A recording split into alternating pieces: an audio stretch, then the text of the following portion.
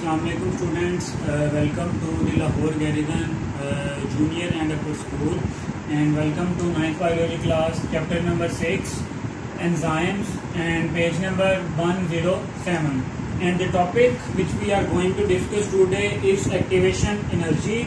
In our last topic we have discussed about what is metabolism, what is catabolism, anabolism and what are enzymes. So आज के lecture में बेटा हम देखेंगे कि एक्टिवेशन एनर्जी है वो क्या है और जो एंजाइम है वो किस तरह से एक्टिवेशन एनर्जी को कम करते हैं.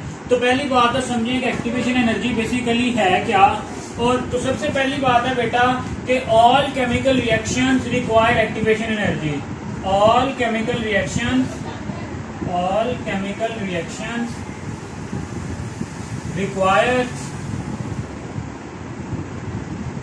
Activation energy. ठीक है कि जितने भी आपके पास केमिकल रिएक्शंस हैं उनको किसकी जरूरत होती है? एक्टिवेशन एनर्जी की जरूरत तो होती है, लेकिन अब ये एक्टिवेशन एनर्जी है क्या? तो अगर इसकी डेफिनेशन हम देखें, हम इसको इस तरह से बेटा डिफाइन कर सकते हैं कि activation energy it is the minimum amount of energy. It is the minimum amount of energy required to start a chemical reaction.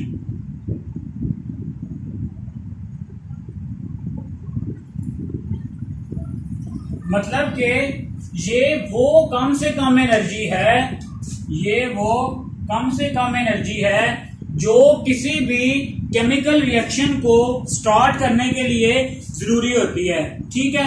अब बेटा ये तो होगी इसकी डेफिनेशन.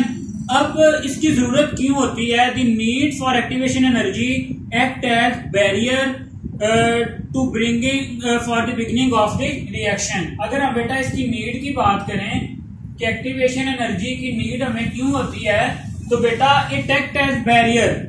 ठीक है. It act as barrier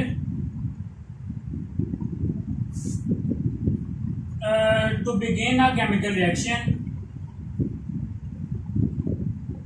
to begin a chemical reaction means के बेटा अगर एक्टिवेशन एनर्जी जितनी एनर्जी हमें रिक्वायर है वो एनर्जी नहीं होगी तो केमिकल रिएक्शन शुरू नहीं होगा. तो ये क्या करती है? Act as a barrier. Barrier कहते हैं रुकावट को, कि जैसे ही एनर्जी एक्टिवेशन एनर्जी तक पहुंची वो जो बैरियर है वो खत्म हो जाएगा और आपके पास केमिकल रिएक्शन क्या होगा? शुरू हो जाएगा. फिर से देखें, एक्टिवेशन एनर्जी बेटा आपके पास वो कम से कम एनर्जी है जो किसी भी केमिकल रिएक्शन को स्टार्ट करने के लिए क्या होती है? जरूरी होती है.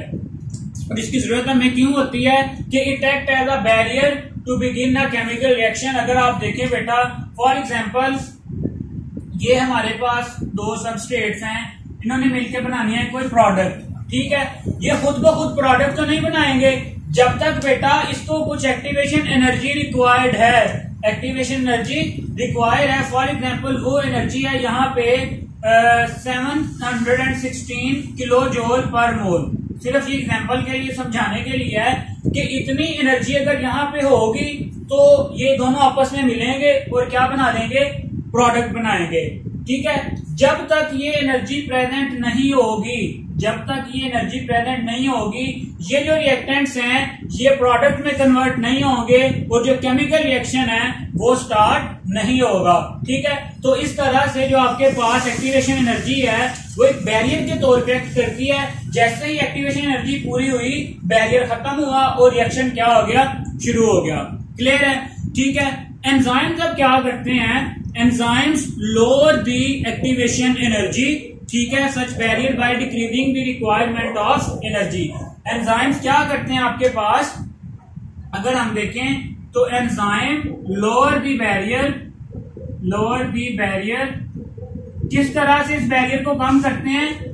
By reducing the requirement of, by reducing the activation energy.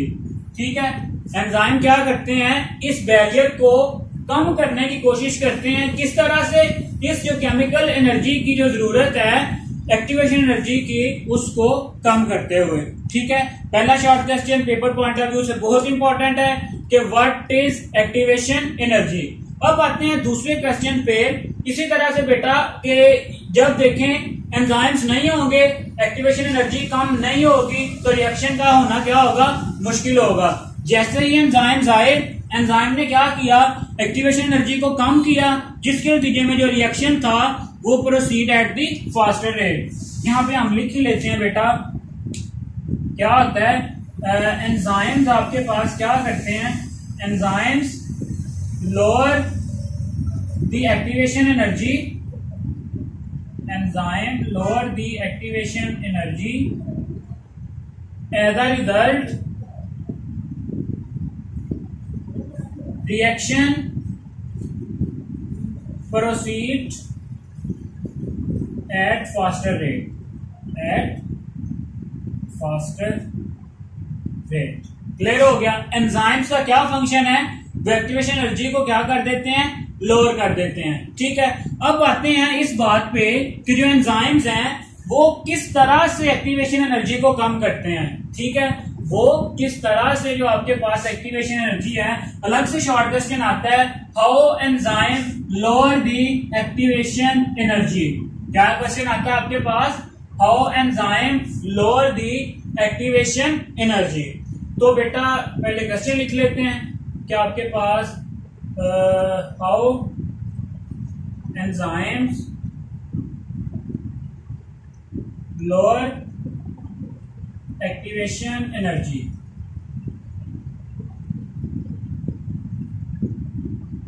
चले, पेपर में बिल्कुल इसी तरह से ये क्वेश्चन आता है कि how enzyme lower the activation energy. अब बेटा उसके लिए पहली बात तो ये है कि डिफरेंट तरह के मेथड हैं जिसके जरिए जो एंजाइम्स हैं वो एक्टिवेशन एनर्जी को कम करते हैं। जो सबसे पहला है कि they may alter the shape of substrate. ठीक है, जो पहला पॉइंट है ये क्या करते हैं, they may alter the shape of substrate. ये क्या करेंगे कि जो आपके पास सबस्ट्रेट है उसकी क्या शेप को क्या कर देंगे, चेंज कर देंगे, ताकि जो रिएक्शन है वो स्पीड अप हो जाए और जिसकी एक्टिवेशन एनर्जी है वो ऑब्वियसली क्या हो जाए, कम हो जाए। ठीक है, जैसे उसकी शेप चेंज होगी, जो उसकी एनर्जी रिक्वायरमेंट है वो क्या हो जाएगी, कम हो जाएगी। ठीक है, और जो दूसरा जो मैकेनिज्म है वो किस तरह से होता है कि some enzyme reduce the activation energy by disrupting the charges, by disrupting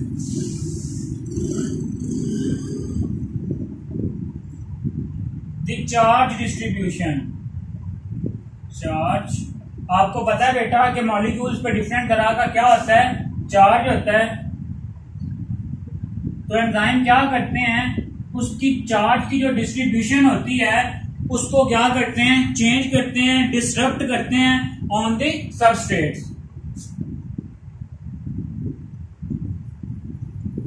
clear हो गया।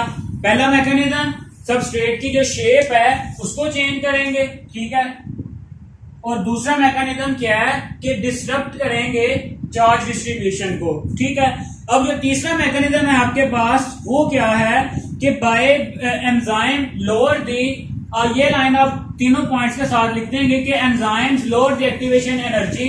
थर्ड वन क्या आएगा आपके पास, enzymes lower the activation energy by bringing the correct substrates in the correct concentration and the orientation, by bringing क्या करके, by bringing the correct substrate, by bringing the substrate to correct orientation. Orientation क्या है बेटा, उसकी position या direction. Enzyme तीन तरह से एक्टिवेशन एनर्जी को लोअर कर रहे हैं। या तो वो किसी फॉर एग्जांपल ये कोई आपके पास सबस्ट्रेट था, क्या कर देते हैं इस सबस्ट्रेट की शेप को क्या करेंगे, चेंज कर देंगे ताकि जो एक्टिवेशन एनर्जी है वो क्या हो जाए, कम हो जाए। दूसरा क्या करते हैं बेटा कि अगर कोई आपके पास कोई चार्ज डिस्ट्रीब्यूशन है उसको क्या कर देते हैं, डिसरप्ट कर देते हैं। और तीसरा क्या है कि फॉर एग्जांपल कोई सबस्ट्रेट आपके पास ये इस डायरेक्शन में पड़ा है लेकिन ये इस डायरेक्शन में एनर्जी हमें क्या ज्यादा चाहिए, तो एंजाइम क्या करते हैं इसकी ओरिएंटेशन से मुराद होता है बेटा उसकी पोजीशन यहाँ, ठीक है। क्या करते हैं एंजाइम आपके पास फॉर एग्जांपल इसकी जो शेप है वो इस तरह से क्या कर देते हैं, इसकी ओरिएंटेशन को चेंज कर देते हैं ताकि ये जो आपके पास केमिकल रिएक्शन है उसके लिए जो एक्टिवेशन एनर्जी की रिक्वायरमेंट है वो क्या हो सके, कम हो सके। सो क्लियर है, आपके पास एक्टिवेशन एनर्जी को लोअर करने के तीन मैकेनिज्म है। पहला short question what is activation energy, दूसरा शॉर्ट क्वेश्चन है आपके पास बेटा how enzyme lowers the activation energy, ठीक है। तो अगर हम एक ग्राफ की फॉर्म में देखें कि अगर कोई रिएक्शन एंजाइम के साथ हो और कोई एंजाइम के बगैर हो तो उसमें डिफरेंस जो है आपके पास वो किस तरह से आएगा। अगर हम एक ग्राफ ड्रा करें बेटा यहाँ पे आए आपके पास एनर्जी जितनी उसको रिक्वायर है, ठीक है। और यहाँ पे बेटा आपके पास आएगा जी प्रोग्रेस ऑफ रिएक्शन। अब पहले देखते हैं कि अगर आपके पास एंजाइम ना हो, अगर आपके पास कोई रिएक्शन एंजाइम के बगैर हो तो क्या होगा, इस तरह से आपके पास ये ग्राफ बनेगा, ठीक है। और अगर ये था आपके पास विदाउट एंजाइम, लेकिन अगर हम बात करें विद एंजाइम तो फिर क्या होगा बेटा, फिर अगर हम यहाँ पे देखें तो ये जो रिएक्शन है ये एनर्जी की क्या हो जाएगी, कम हो जाएगी, ठीक है। अब ये देखें अगर हम एनर्जी को कैलकुलेट करें तो ऑब्वियसली यहाँ पे ज्यादा एनर्जी रिक्वायर्ड है, लेकिन एंजाइम ने क्या कर दिया है, एनर्जी को आके लोअर कर दिया है, ठीक है, एक्टिवेशन एनर्जी को कम किया है। तो लेस एनर्जी पे जो है वो केमिकल रिएक्शन क्या हो जाएगा, स्टार्ट हो जाएगा और इस तरह से जो उसका रिएक्शन है वो भी क्या हो जाएगा, स्पीड अप हो जाएगा, ठीक है। एक्टिवेशन एनर्जी यहाँ पे आप कह सकते हैं कि जी ये वाली जो आपको लाइन शो कर रही है एक्टिवेशन एनर्जी विदाउट एंजाइम, किसी भी एंजाइम हमने यहाँ पे कोई यूज नहीं किया। और लेकिन यहाँ पे बेटा ये वाली जो आपको ब्लू में मैंने शो की है ये क्या आपके पास एक्टिवेशन एनर्जी विद एंजाइम, ठीक है। और यहाँ पे जब सबस्ट्रेट के साथ रिएक्शन होगा तो ऑब्वियसली लास्ट पे आपके पास क्या बनेगी, प्रोडक्ट्स बनेगी। क्लियर हो गया, यहां तक बेटा आपको क्लियर हो जाना चाहिए कि एंजाइम किस तरह से एक्टिवेशन एनर्जी को लोअर करते हैं और किस तरह वो किसी भी केमिकल रिएक्शन के रेट को क्या करते हैं, इंक्रीज करते हैं। इसी के साथ बेटा नेक्स्ट पेज पे आपके लिए एक और छोटा सा शॉर्ट क्वेश्चन है जो पेपर में अक्सर पूछ लिया जाता है कि intracellular enzymes and the extracellular enzyme, differentiate between intracellular enzymes,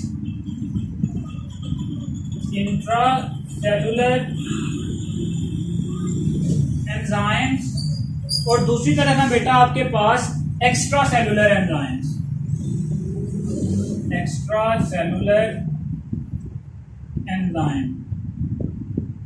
ठीक है। अब देखते हैं intracellular within the cell, extracellular outside the cells. तो बेटा अगर आप इनको डेफिनेशन तो आपकी बुक में नहीं दी लेकिन आप उसे नोट कर लें कि the enzymes that release and work inside the cell or cytoplasm are known as intracellular enzymes। किस तरह से बेटा आप लिख सकते हैं कि the enzymes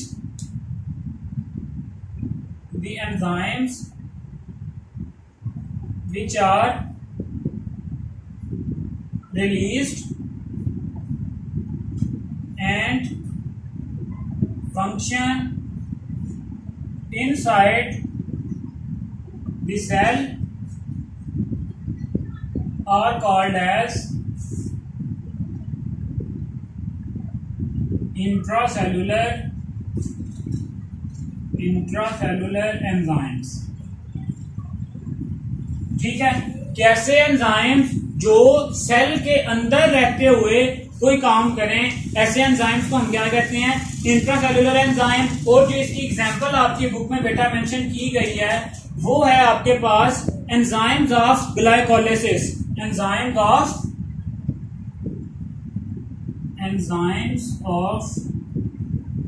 glycolysis.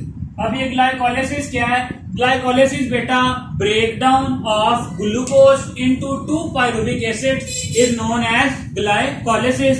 Chapter number 7 में बेटा आप इसके बारे में डिटेल में पढ़ेंगे जाके, लेकिन अभी आप सिर्फ ये याद रखें कि break down of glucose into pyruvic acid molecule is known as glycolysis. ठीक है, और ये जो ग्लाइकोलिसिस होता है ये कहां पे हो रहा होता है? सेल के साइटोप्लाज्म में। तो जो आपके पास इंट्रासेलुलर एंजाइम्स हैं, enzymes of glycolysis work in the cytoplasm.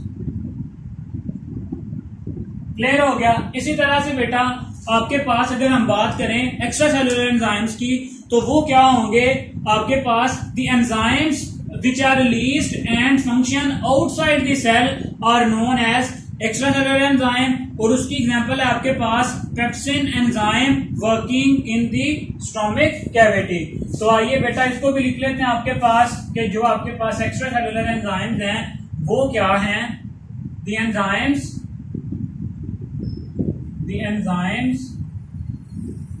which are released and function outside the body are known as extracellular enzymes। ठीक है, अब आते हैं बेटा इसकी एग्जांपल पे। इसकी एग्जांपल जो आपकी बुक में मेंशन की है बेटा वो ये है कि पेप्सिन एंजाइम स्पेसिफिक एंजाइम है बेटा। पेप्सिन जो प्रोटीन की डाइजेशन में क्या करता है? अपना रोल प्ले करता है। पेप्सिन एंजाइम वर्क कहां पे काम करता है? Works in the stomach cavity. जो आपकी बेटा मैदे की कैविटी होती है, खाली स्पेस होती है, वहां पे क्या करता है? काम करता है और प्रोटीन डाइजेशन में अपना रोल प्ले करता है। मींस के ये सेल से बाहर काम कर रहा है। तो ऐसे एंजाइम्स को हम कहते हैं एक्स्ट्रा सेलुलर एंजाइम्स। तो बेटा कितने क्वेश्चन हो गए हैं? पहला क्वेश्चन एक्टिवेशन एनर्जी का, वो क्या था कि minimum amount of energy that is required to start a chemical reaction. फिर हमने देखा कि उसकी हमें जरूरत क्यों होती है? क्योंकि वो एक्ट करती है एज अ बैरियर। जैसे ही वो बैरियर खत्म हुआ, ठीक है, तो केमिकल रिएक्शन क्या हो जाएगा? शुरू हो जाएगा। एंजाइम का वहां पे क्या रोल है? एंजाइम एक्टिवेशन एनर्जी को क्या करते हैं? कम करते हैं। कितनी तरह से? 3 तरह से। या तो बेटा वो उसकी शेप को चेंज कर देते हैं सबस्ट्रेट की, या जो चार्ज है उसको डिसरप्ट कर देते हैं, और थर्ड वन बेटा हमने देखा है कि सबस्ट्रेट को उसकी करेक्ट ओरिएंटेशन पे ला के वो क्या करते हैं? एक्टिवेशन एनर्जी को कम कर देते हैं। फिर हमने देखा है कि इंट्रासेलुलर और एक्स्ट्रासेलुलर एंजाइम्स में क्या डिफरेंस है। तो बेटा अब तक जो आप पढ़ चुके हो इस चैप्टर का, उसमें से ऑलमोस्ट आपके पास 6 to 7 क्वेश्चंस बनते हैं। तो बेटा साथ साथ इन्हें नोट भी करते जाएं और प्रिपेयर भी करते जाएं। और अगर बेटा इस लेक्चर के हवाले से अगर आपका कोई क्वेश्चन है या पिछले लेक्चर के हवाले से, तो आप प्लीज कमेंट्स में उसे पूछ लें। Thank you.